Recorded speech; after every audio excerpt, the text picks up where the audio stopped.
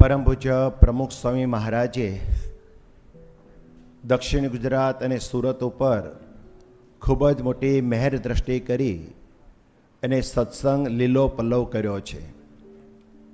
પરમ પૂજ્ય પ્રમુખ સ્વામી મહારાજે બહુ જ મોટું વિચરણ કરી અને સુરતની અંદર સત્સંગની હરિયાળી પાથરી.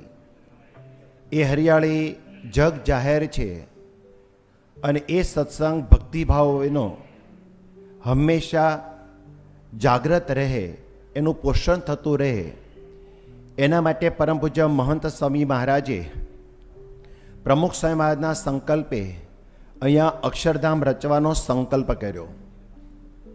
પરમ પૂજ્ય સ્વામીશ્રીએ જ્યારે અક્ષરધામ રચવાનો સંકલ્પ કર્યો એ વખતે અહીંની ભૂમિ સંપાદન કરવા માટેની પ્રક્રિયા શરૂ થઈ. ત્યારે ગોંડલ શારદ શતાબ્દી મહોત્સવની અંદર 26મી જાન્યુઆરી 2018ના દિવસે પરમ પૂજ્ય સ્વામીશ્રીના ઉતારાની અંદર પૂજ્ય જ્ઞાનેશ્વર સ્વામી, પૂજ્ય નિખિલેશ સ્વામી, પૂજ્ય ઉત્તમ પ્રકાશ સ્વામી અને અમે 4 સંતો ગયા. સુરતનો નકશો જોઈ સ્વામીશ્રી પ્રસન્ન થયા. સ્વામીશ્રીને એવું કહેવામાં આવ્યું કે સ્વામી, અક્ષરધામ ક્યાં બનાવવું, મંદિર ક્યાં કરવું, એની રચના માટે જમીન સંપાદન કરવી છે. તો આપને અનુભવાતું હોય, આપને દેખાતું હોય અને જે જમીનની પસંદગી આપને પસંદ હોય, મહારાજની ઈચ્છા હોય એવી પસંદગી આપ કરો. સુરતનો નકશો એ પછી સમજાવવામાં આવ્યું, આખા વિસ્તારમાં જ માહિતી આપી અને પછી સ્વામી વિચારતા વિચારતા પોતાનો જમણો હસ્ત હતો એ લઈ નકશા ઉપર આમ અંગુલી નિર્દેશ કર્યો અને પછી સ્વામીએ આમ હાથ મૂક્યો અને પછી આમ આખું કર્યું. આ નકશા ઉપર જમીન જ્યારે સ્વામીશ્રીએ પોતે પોતાના અંગુલી નિર્દેશથી બતાવી ત્યારે આપણને ખબર પણ નહોતી. આ રસ્તેથી અમે ઘણીવાર પસાર થયેલા, પણ એ જમીનમાં અમે ક્યાંય ઊભા પણ રહેલા નહીં, કારણ કે બીજી જમીન કરમલા આગળ હતી. જ્યારે અહીં આવીને તપાસ કર્યો ત્યારે જમીન અહીં મેળવવી ઘણી કઠિન હતી. સ્વામીશ્રીની પાસે બેંગ્લોરની અંદર જઈને વાત કરી કે સ્વામી, આના કરતાં લોકેશન અહીં થોડું નજીકમાં સારું છે, તો બદલવું છે? સ્વામી કે ના, અહીંયા જ લેવી છે. સ્વામીએ ટાઈમ લિમિટ 6 મહિનાની આપેલી અને એ પ્રમાણે 4 મહિના પછી બહુ પ્રયત્ન કર્યો પણ જમીન આપણને પ્રાપ્ત ન થઈ, બહુ કઠિન પડ્યું. સ્વામી પાસે 3 વખત જુદા જુદા ટાઈમે વિનંતી કરી ત્યારે સ્વામીશ્રી ના જ પાડે કે ના, અહીંયા જ કરવી છે. સ્વામીશ્રી મુંબઈમાં બિરાજમાન હતા અને એ વખતે સ્વામીની પાસે મેં બેઠેલા.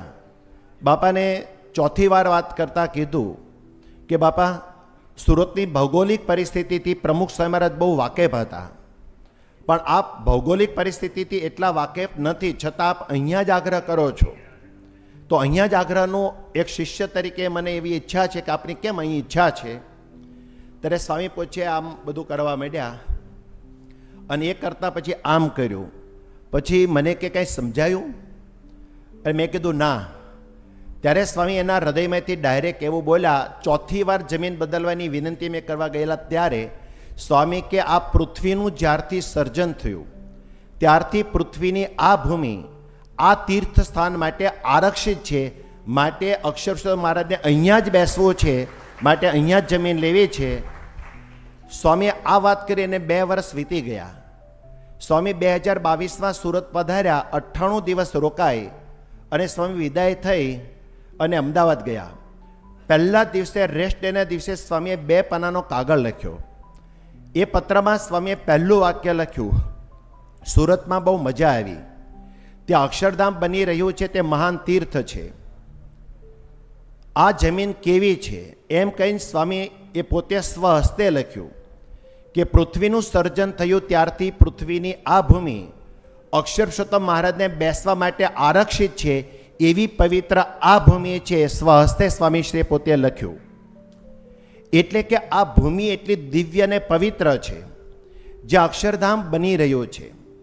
એ અક્ષરધામ બનાવવા માટે, એને કંઈક મોડ આપવા માટે, ઉત્સાહ આપવા માટે 2022ની સાલમાં મહંત સાહેબ મહારાજે પધાર્યા.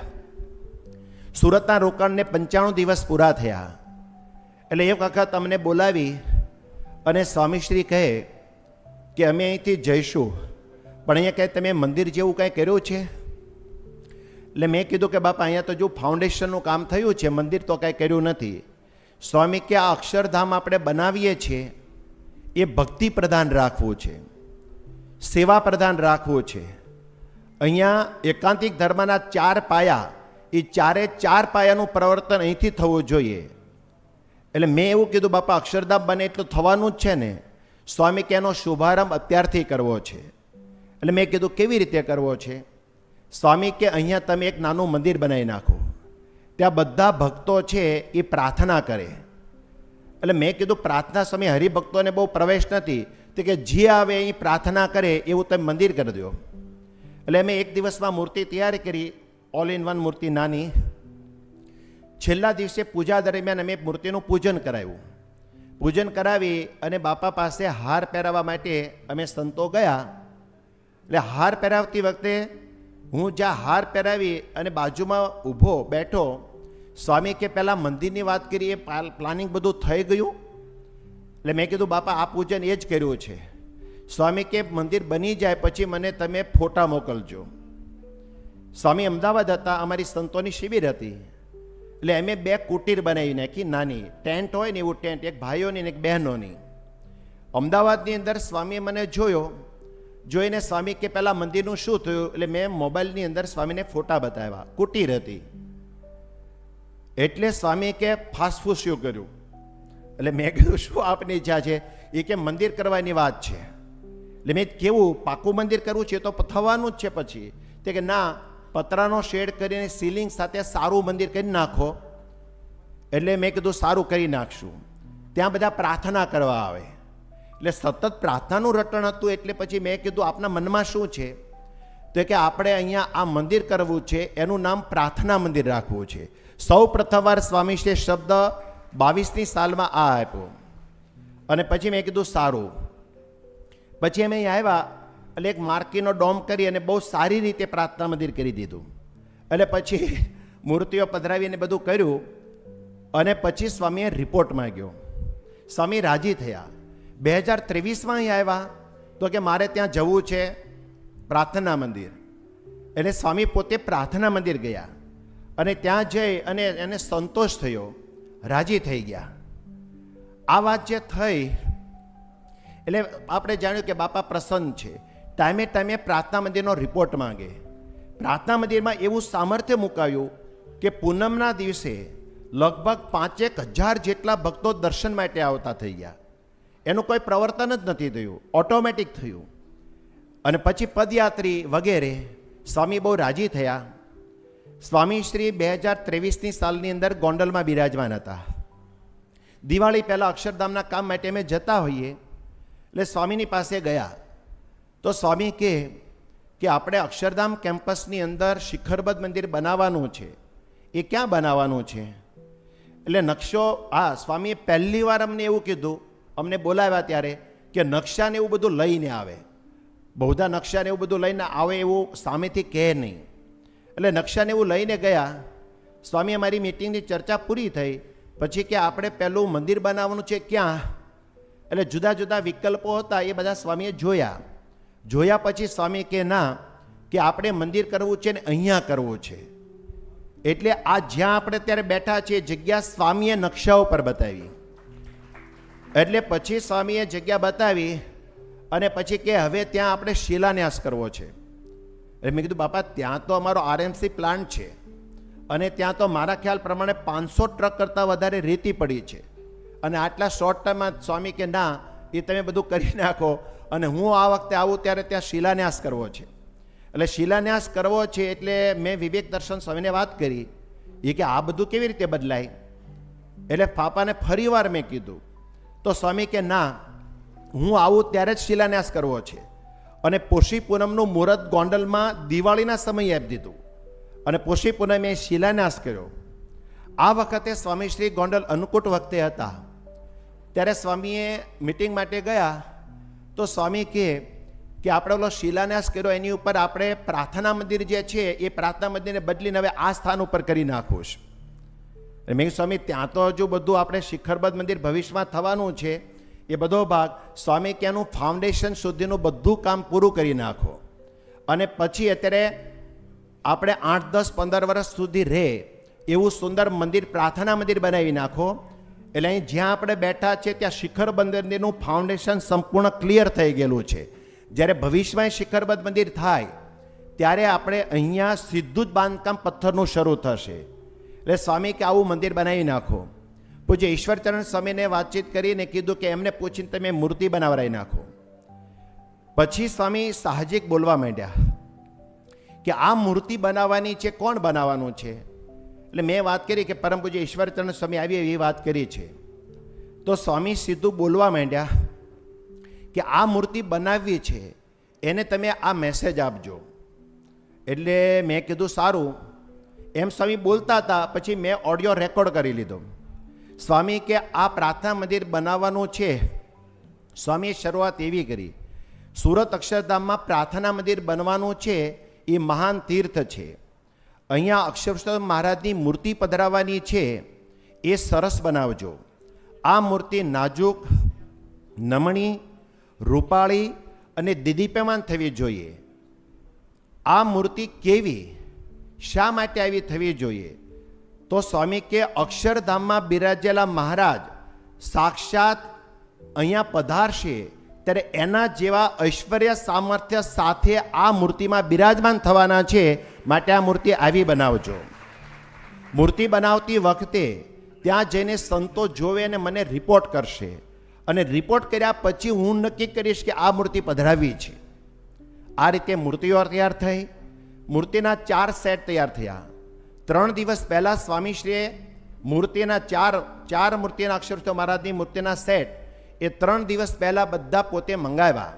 સ્વામીએ 25 મિનિટ સુધી એ મૂર્તિનું નિરીક્ષણ કર્યું અને 4 મૂર્તિમાંથી એમણે એક મૂર્તિનો સેટ પોતે જાતે પસંદ કર્યો અને એ મૂર્તિ આજના દિવસે અહીંયા પ્રતિષ્ઠિત થવાની છે. પરમ પૂજ્ય સ્વામીશ્રીએ આ મૂર્તિની ભવ્યતા, દિવ્યતા, એની બધો જ ભાગ તો કીધો, પણ સાથે સાથે આ પ્રતિષ્ઠાનો ઉત્સવ કેવો કરવો. તો ગોંડલમાં એ સમયે સ્વામીએ વાત એવી કરી કે શિખરબદ્ધ મંદિરની પ્રતિષ્ઠા થાય એવો આ ઉત્સવ કરવો. પ્રમુખ સ્વામી મહારાજ જે રીતે પ્રતિષ્ઠાનો ઉત્સવ કરતા અને એ વખતે સાટા જલેબીની રસોઈ કરાવતા, તો પ્રમુખ સ્વામી મહારાજની પરંપરા પ્રમાણે સાટા જલેબીની રસોઈ બધાને જમાડવાની. એટલે મેં કીધું કે સ્વામી ઉનાળાનું મુહૂર્ત તમે આપ્યું છે અખાત્રીજ, તો કે ઉનાળો છે તો કેરીનો રસ લટકામાં આપવાનો, પણ આપણે આવી ધામધૂમ કરવી છે, નગરયાત્રા કરવાની અને ધામધૂમપૂર્વક આની પ્રતિષ્ઠા કરવી છે. આ વાત ત્યાં એ બધું આયોજન થઈ ગયું. સ્વામી સુરત પધારી ગયા તો સામેથી બોલાવીને આ યાદ કરાવ્યું કે આ બધું આમ થઈ ગયું છે, એટલે આપની ઈચ્છા પ્રમાણે બધું થઈ ગયું છે. એટલે સ્વામી બહુ રાજી થયા.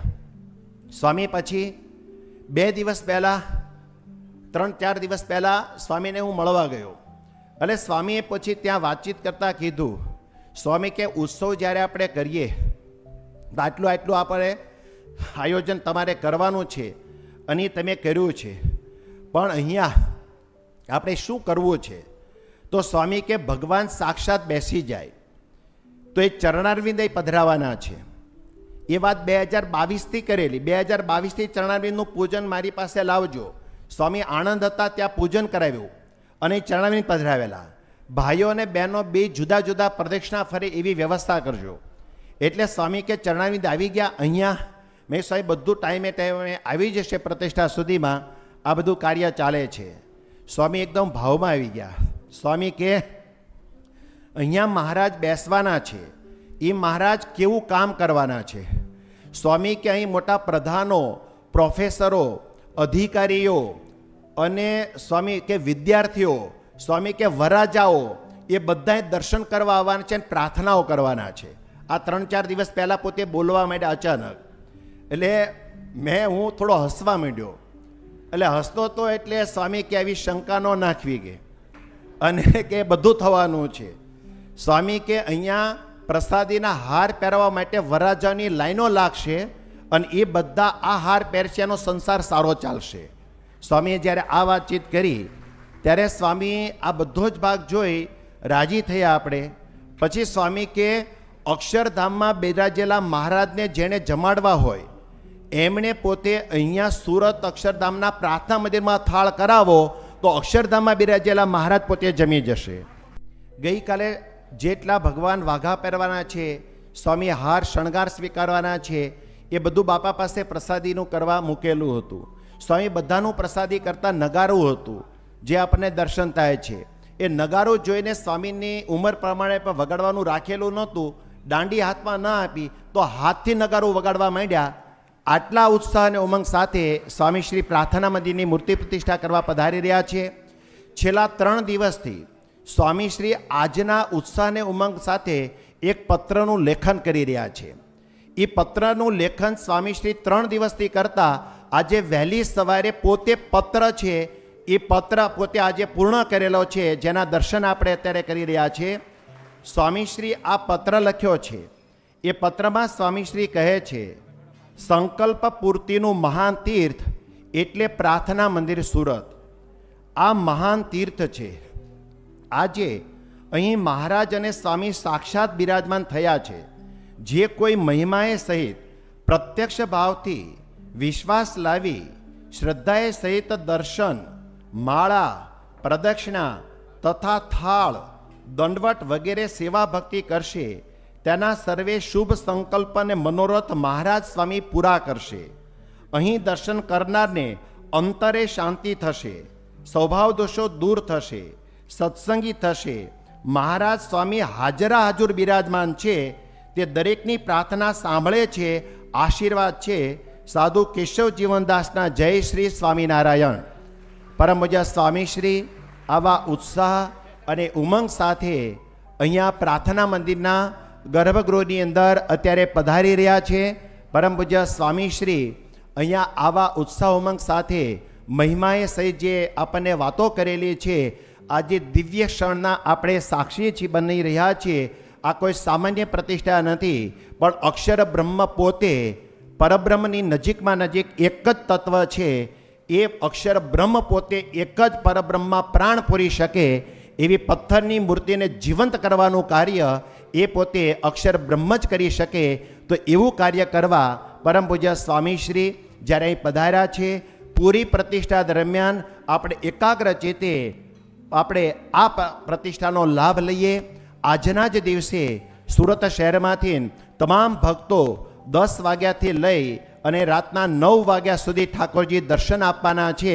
એ પ્રમાણે બધા અહીંયા દર્શન કરવા પધારશે.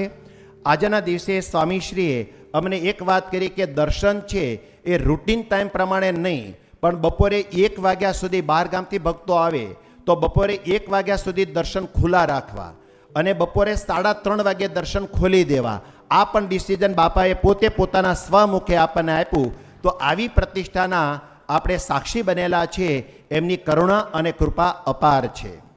આવા જ વિશિષ્ટ પ્રસંગો સાંભળવા માટે કૃપા કરીને લાઈક કરો, તમારા વિચારો કમેન્ટમાં શેર કરો અને અમારી ચેનલને સબસ્ક્રાઇબ કરવાનું ભૂલશો નહીં.